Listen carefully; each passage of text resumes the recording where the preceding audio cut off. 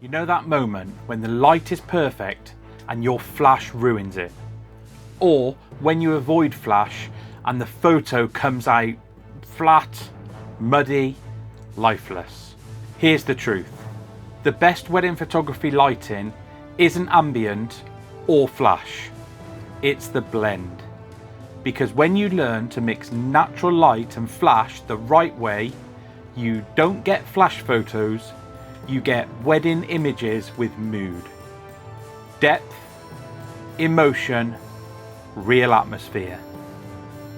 Today, I'm breaking down exactly how to blend the ambient light with your flash so your photos look natural, cinematic, and undeniably wedding day real.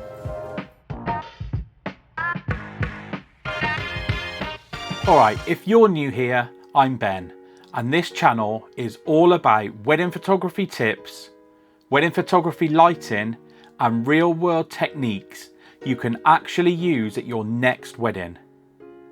In this video, we're dissecting how to blend ambient light and flash so that your images don't look artificially lit. They look like the scene, but better. More depth, more emotion, and more atmosphere, without killing the natural mood of the image.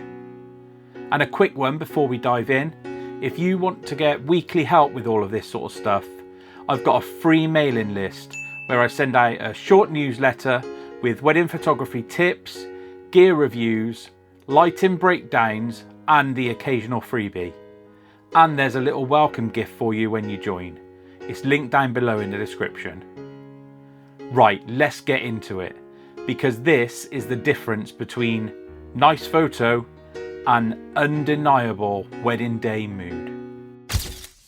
First, mindset shift. Ambient light isn't just available light. Ambient light is the emotional bedrock of the wedding photo. It tells you what the image is supposed to feel like. Soft and romantic, bright and airy, dark and intimate, warm and cozy, or clean and modern. And here's a trap. A lot of photographers use flash like a replacement for the ambient light.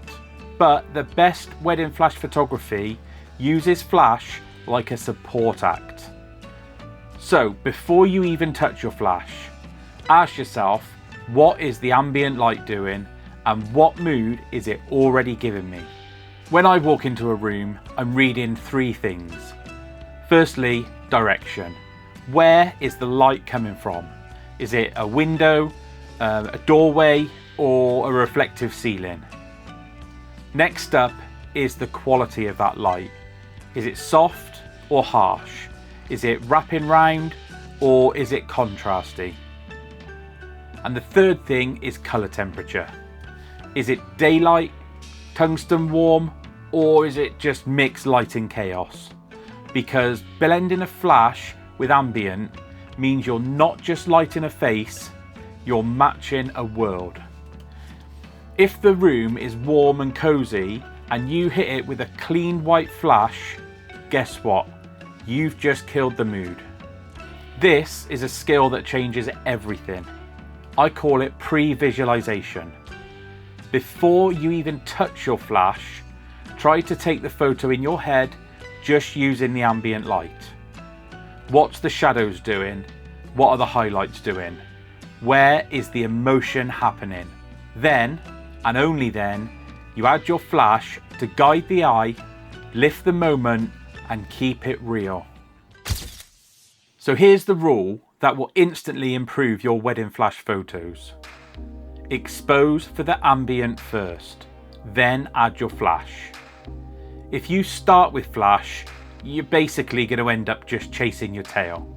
But if you set your ambient exposure intentionally, flash becomes simple. So I usually set my shutter speed to control the ambient brightness, my ISO to keep it clean but workable, and my aperture for depth and the look I want.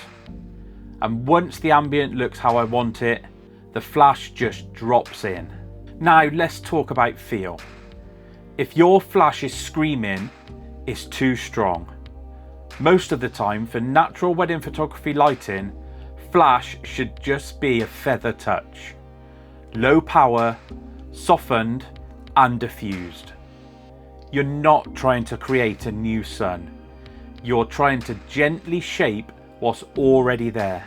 A good mental target is if you can instantly tell a flash was used, then it's probably too much. Where flash becomes magic is creative fill. Not flattening everything. Just opening faces and giving the image a little kiss of light. Especially in situations like backlit couple portraits, harsh midday sun, dark prep rooms with only one window, and ceremony exits with mixed light. And the trick is placement. Even an on-camera flash can look natural if you're bouncing and feathering it correctly. If you want that cinematic wedding look, off-camera flash is where the fun starts. But the goal isn't studio lighting at a wedding. The goal is to make flash behave like natural light. So I'll place it like a window would be, or like where the sun would be. And I'll feather it so it wraps around my subjects instead of nuking them. Light stands, a small modifier, and slightly off axis. And suddenly your images begin to feel real but elevated. Let's talk about a secret weapon, and that is coloured gels. If the ambient is warm, gel your flash so it's also warm. If the room is lit with tungsten lights, then match it, because nothing screams flash photo like a daylight flash in a warm room. And sometimes you can use gels creatively, not to match your light, but to shape the mood. Warm speeches, cool dance floor, natural skin, cinematic vibe. This is how you blend flash into the scene instead of fighting against it. Now, advanced move, layer in light. This is where you combine ambient mood, a key light, and maybe a rim light or background light. But here's the discipline. All of this has still got to feel organic. We're creating depth, not turning it into a commercial shoot. A simple example would be for reception dancing. You expose for the room so fairy lights and DJ lighting shows up, then add a low power flash to freeze emotion, shape faces, and keep the energy. Bridal prep is where most people either go too dark or too flashed. Your job is to keep that beautiful window mood, but lift the ugly shadows. So, expose for the window light first, then add a tiny bit of bounce or off-camera flash, just enough to open the face, and your result is natural clean images that are full of emotion. So the wedding ceremony is a delicate one, and depending on the rules of the venue, flash may be limited or completely off limits. But if you can use it, the goal is discreet, respectful and invisible. Low power, no rapid firing, and no distracting pops in key moments. Just use it to support those key moments. The kiss, the exit, and the reactions. And again, it's ambient light first, flash second. Receptions are where blending ambient and flash separates the beginners from the pros. You've got mixed lighting, DJ's LEDs, warm-up lighting, dark corners, and chaos. The goal is to keep the vibe of the room, the fairy lights, the candles, and the dance floor energy. And then use your flash to make people look amazing. So what I tend to do is slightly underexpose the ambient to keep the atmosphere of the room, then add the flash to freeze emotion and add shape to the subjects. That is how you get reception images that just feel alive. And here is the bigger point. Lighting is storytelling. When you blend your ambient and your flash properly, you're not just exposing correctly. You're amplifying emotion, you're guiding attention, you're building atmosphere, and you're making the viewer feel just what it felt like to be there. So here's your challenge. At your next wedding, pick one scene. Prep, portraits or reception, and aim for an undeniable mood. Not brightness, not technical perfection, but mood. Expose for the story, then use flash like seasoning, not like a spotlight. So here's a quick recap. Ambient light is your emotional foundation. Always expose for the ambient first and decide the mood intentionally. Then add your flash as a subtle support. At low power, soft and feathered.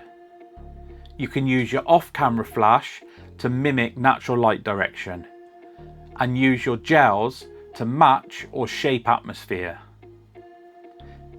In real weddings, keep prep natural. Keep the ceremony respectful and keep your receptions vibrant and alive. And don't forget, if you want weekly help improving your wedding photography lighting, blending ambient and flash, posing, gear and editing, then jump on my free mailing list below. You'll get a weekly newsletter with tips, gear reviews and occasional freebies. And there's definitely a small little welcome gift for signing up as well. If this video's helped, hit like, subscribe to the channel and drop me a comment. Let me know, where do you struggle the most? Is it bridal prep, ceremony or reception? I'll reply to every comment and I can even turn the most common one into one of my next videos. Thanks so much for watching and I'll see you in the next one.